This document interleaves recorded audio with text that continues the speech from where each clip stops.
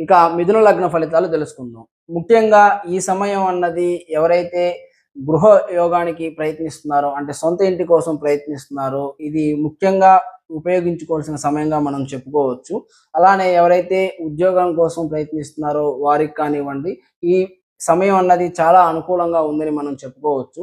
అలానే మీ ధనం అన్నది సద్వ్యయం అవుతుంది. ఎక్కువగా దైవ దర్శనాలు చేసుకోవడానికి కూడా ఎక్కువ అవకాశం కనిపిస్తుంది. అలానే ఎవరైతే వివాహ ప్రయత్నాలు చేస్తున్నారో వారికి కూడా ఇది మంచి సమయంగా చెప్పుకోవచ్చు.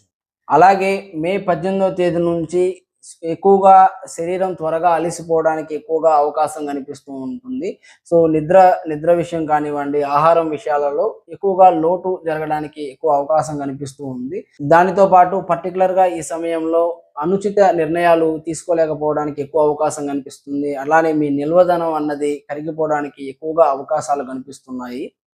ఇక అక్టోబర్ 18వ తేదీ నుండి ఉద్యోగ ప్రయత్నాలు చేసేవారికి పెద్దగా అనుకూలంగా లేదని చెప్పుకోవచ్చు. దాంతో పాటు అవసరాలకు చేతిలో డబ్బు సరిగ్గా అందకపోవడం వల్ల రుణభారం అన్నది ఎక్కువగా పెరగడానికి ఎక్కువ అవకాశాలు కనిపిస్తున్నాయి.